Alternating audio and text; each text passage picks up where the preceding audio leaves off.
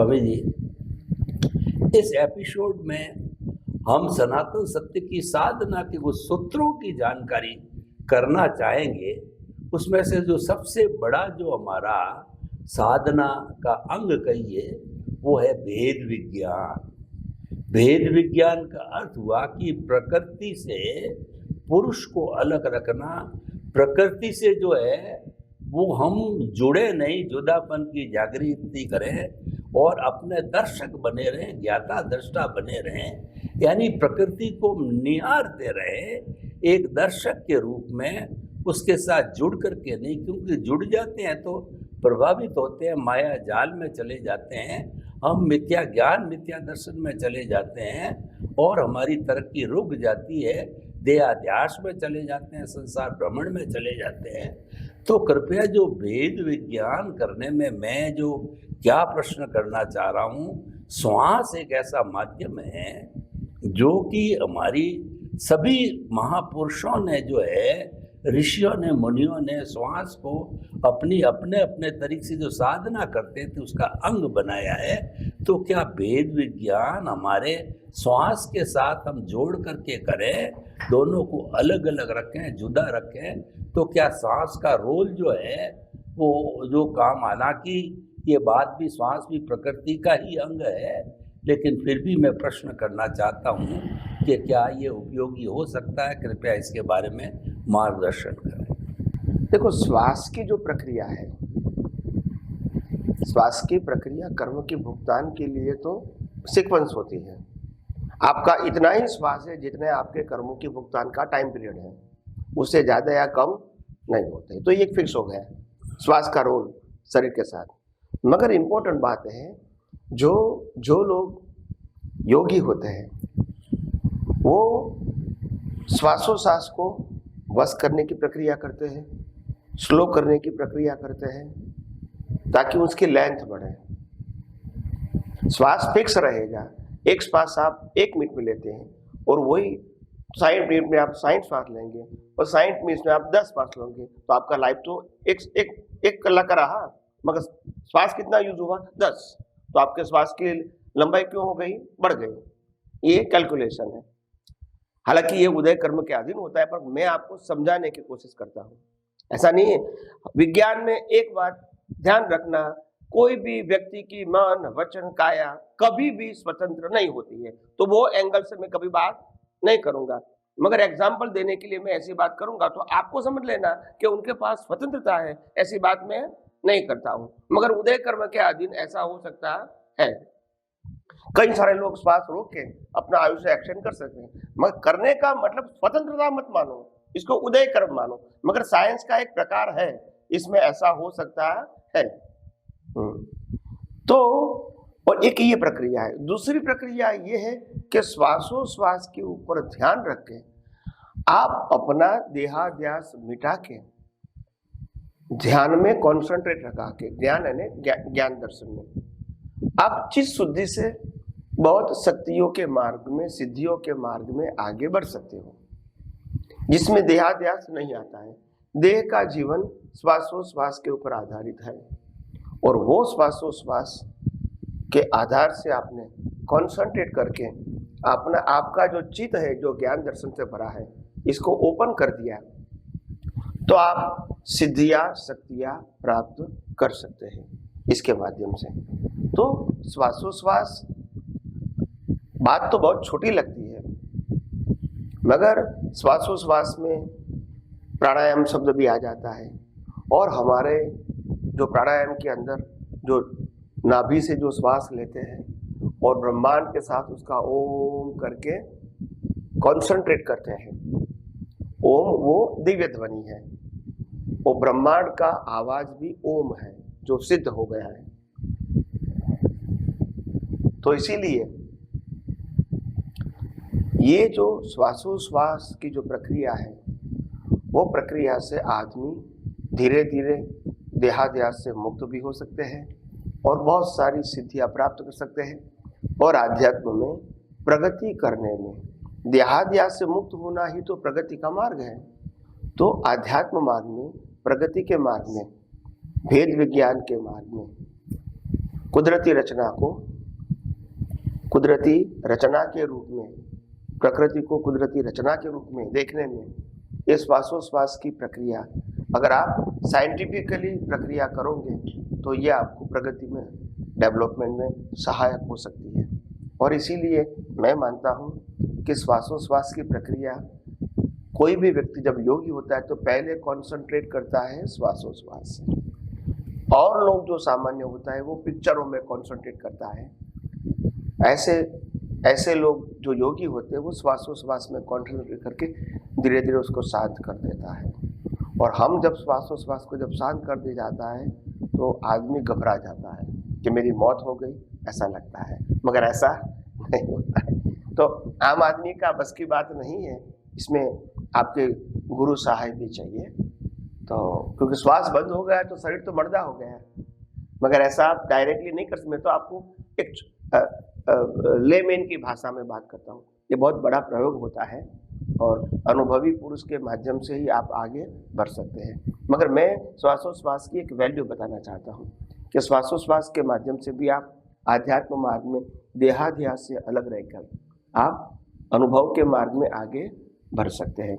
और यह सही है, हो सकते हैं, मगर आपको प्रॉपर व्यक्ति गाइड करने वाला होना चाहिए, तो आप बढ़ सकते हैं। धन्यवाद स्वामी जी, आपका बहुत बहुत धन्यवाद। आपने बताया कि श्वासोश्वास स्वयं जो है एक उदय और प्रारब्ध है, ये प्रकृति का हिस्सा है, और प्रकृति का जो भी हिस्सा होता है वह हमारे जो है उसमें कोई स्वतंत्रता नहीं होती है, और वो हमारे डेवलपमेंट के अंदर जो है ज्ञान दर्शन को खुला करने में किसी प्रकार से सहयोगी नहीं हो सकता। लेकिन आपने इस सच्चाई को भी स्वीकार किया कि जो श्वासोश्वास का रोल बहुत बड़ा है, हम अगर अपने चित्त के अंदर ज्ञान दर्शन को खुला करके और श्वासोश्वास को जो है उसका थोड़ा उपयोग करें तो हो भी सकता है, और इसमें कोई मनाही वाली बात नहीं। लेकिन हम इसको सिद्धांत रूप में स्वीकार नहीं कर सकते, क्योंकि मन वचन काया तथा उससे जुड़ी हुई हर अवस्था मात्र कुदरती रचना है। हमारा फोकस कुदरती रचना देखने पे आपने ये बताया कि आप तो कुदरती रचना देखते रहो और केंद्र में जो है आत्मा को रखो। बस ये जो मूल सिद्धांत है ये आपने बताया, बाकी तो प्रकृति अपना काम कर ही रही है, उसमें कोई बात नहीं। स्वामी जी, आपका बहुत बहुत धन्यवाद। स्वामी जी, ज्ञान दर्शन की गहराई, ज्ञान दर्शन की पुष्टता, ज्ञान दर्शन को सम्यक करना, तो ये जो ज्ञान दर्शन में हमारा जो कहना चाहिए कि जो स्वभाव है, स्वभाव के रूप में तो हमारा शुद्ध आत्मा एक जगह स्थिर रहता है, और प्रकृति होती है वो भुगतान है।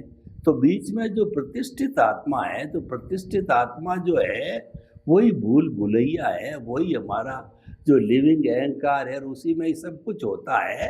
अच्छा बनो चाहे बुरा बनो, क्योंकि उसके चारों तरफ जो एनवायरनमेंट है, मिथ्या ज्ञान मिथ्या दर्शन का भी है, ये एक मेला है। सम्यक ज्ञान सम्यक दर्शन की भी दुकान लगी हुई है, और साथ के अंदर जो हमारा उदय प्रारब्ध है वो भी खींच रहा है, उसका भी कोई रिएक्शन आ जाता है तो वो भी प्रभावित कर सकता है अगर जुड़ जाता है। यानी जो बेचारा मेले के अंदर जो ये हमारा जो प्रतिष्ठित आत्मा है वो भटक जाता है कि क्या करे, और भटका हो भी जाता है। तो कृपया ये बतावें कि जो ऐसे समय में जो प्रतिष्ठित आत्मा पुरुषार्थ करने वाला है तो सहज किसकी ओर आकर्षित होता है और मुश्किल से किसकी ओर आकर्षित होता है, और उसको अपने मुक्ति की ओर ले जाने के लिए क्या करना चाहिए कि वो कांग्रेस में नहीं जाके बीजेपी में जावे, यानी इधर नहीं जाके उधर जावे। 3 पालों में से एक पाला आपको सब खींच रहे हैं, लेकिन वो किस तरीके से उस पाले की तरफ ले जावे अपने आप को जो कि मुक्ति में जाने वाले हो। कृपया इस जो है सारे भूल भुलैया को थोड़ा स्पष्ट करें प्रतिष्ठित आत्मा। प्रश्न के लिए धन्यवाद।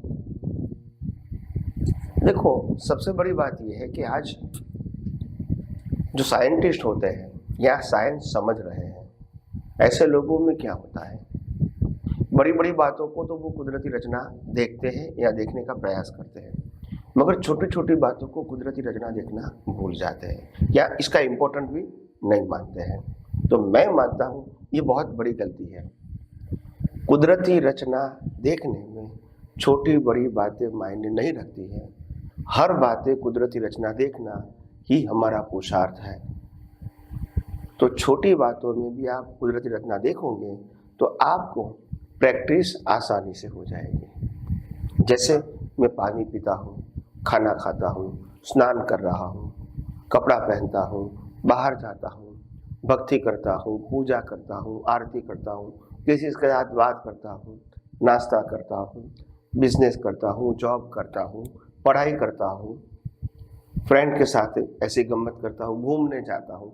ये सब छोटी छोटी जो डेली बातें होती है, वो डेली बातों को जब कुदरती रचना देखने का शुरू करोगे तो आपका जो ज्ञान दर्शन है वो परिपक्व होगा।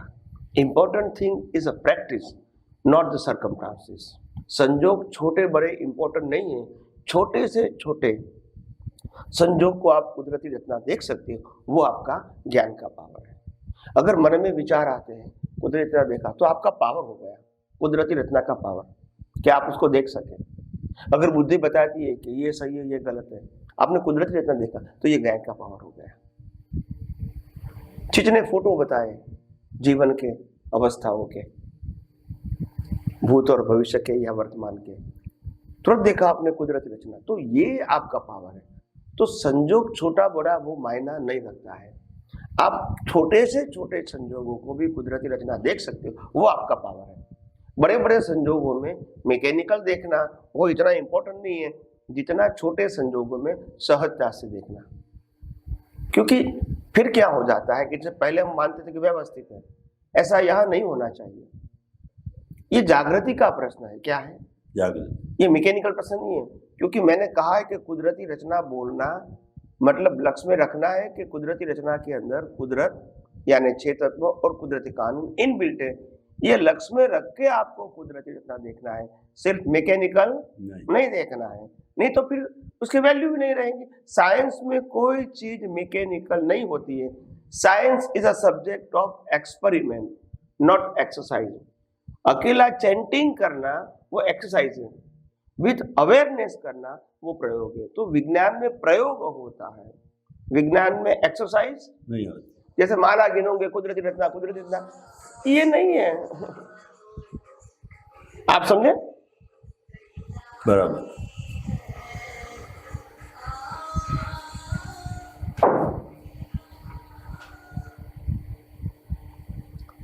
तो बात ये है, तो इसीलिए हमने कहा कि ये जो कुदरती रचना देखने की जो प्रक्रिया है लाइव ईगो की, ये प्रक्रिया छोटी छोटी बातों में शुरू करो।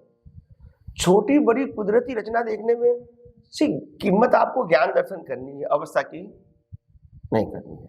विचार भी आते हैं, आप कुदरती रचना देखते हो, वो आपका पावर है, अवस्था का पावर नहीं। यहाँ रिलेटिव सत्य की वैल्यू नहीं करना है, वो तो जीरो है, छोटी है या बड़ी है कोई फर्क नहीं होता है। आप इसको कुदरती रचना देख सकते हैं, वो आपका ज्ञान दर्शन का पावर है। ऐसे आपको अध्यात्म मार्ग में डेवलप होना है, पावरफुल होना है।